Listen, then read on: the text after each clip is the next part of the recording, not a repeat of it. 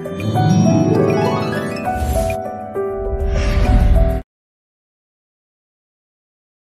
जंगल में टुनटुनी चिड़िया अपने बेटे गोलू चिड़ा के साथ रहा करती थी।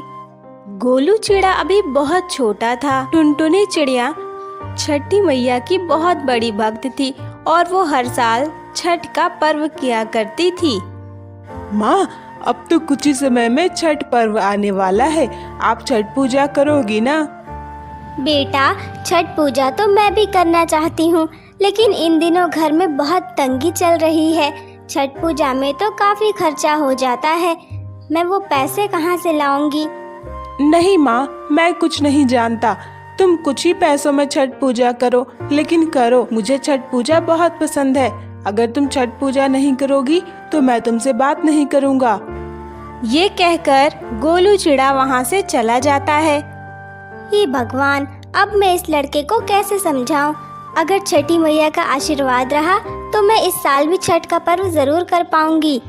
शाम को गोलू चिड़ा घर लौट कर आता है। गोलू बेटा, कहाँ गए थे तुम? मैं दिन भर कितनी परेशान हो रही थी।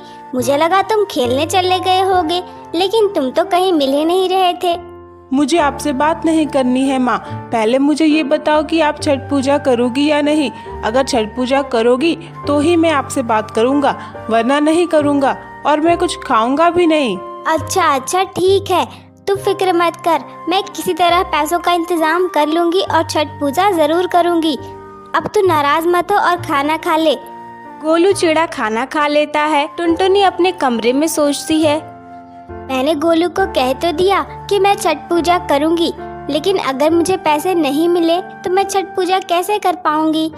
और अगर मैंने छठ पूजा नहीं किया तो गोलू मुझसे बहुत नाराज हो जाएगा। वो तो बहुत दुखी हो जाएगा। अगले दिन गोलू चिड़ा अपने दोस्तों के साथ खेल रहा था।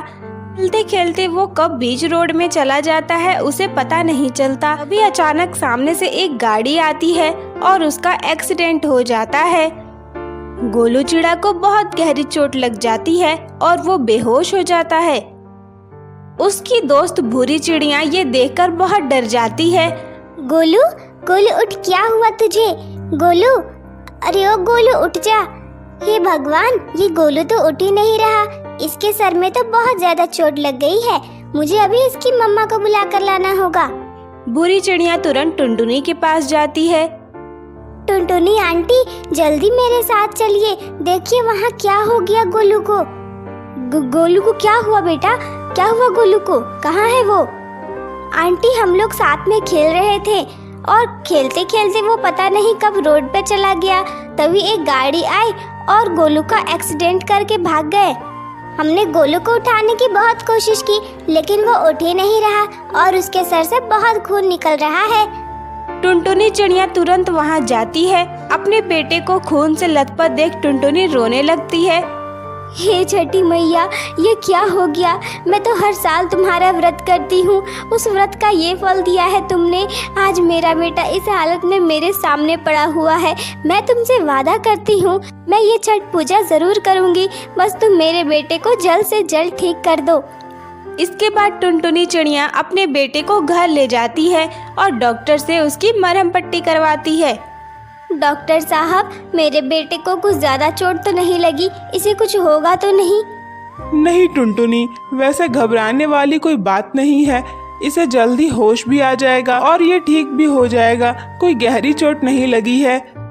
भगवान का धन्यवाद करो। अगर थोड़ी देर और हो जाती तो चोट काफी गहरा हो सकता था और इसकी जान को खतरा हो सकता था। खैर, अब मैं चलता हूँ टुनटुनी। ये खतरे से बाहर है, इसे कुछ भी नहीं होगा। इसका थोड़ा अच्छे से ध्यान रखना और खाने पीने का खास ख्याल रखना। इसके बाद डॉक्टर चले जाते हैं। टुनटुनी चिड़िया अपने बेटे के पास ही बैठी थी। थोड़ी देर में गोलू चिड़ा को होश आता है। माँ, मुझे क्या हुआ? मैं ऐसे क्यों लेटा हुआ हूँ? मेरे सर में बहुत दर्द भी हो रहा है। मैं तो बाहर खेल रहा था, अचानक पता नहीं क्या हो गया। हाँ बेटा, तेरा एक्सीडेंट हुआ है, तेरे सर में चोट भी लगी है, इसलिए तुझे चुपचाप यहीं पे आराम करना है। अभी तो बिल्कुल भी बदमाशी नहीं करेगा और ना ही कहीं खेलने जाएगा। तुझे कुछ दिनों तक यहीं आराम करना होगा। पर माँ, माँ मैं छठ पूजा तक ठीक तो हो जाऊंगा ना? अगर मैं ठीक नहीं हुआ तो छठ पूजा में बहुत सारी मस्ती कैसे करूंगा और पूजा कैसे देखूंगा? बेटा तू फिक्र मत कर, तब तक तू बिल्कुल ठीक हो जाएगा।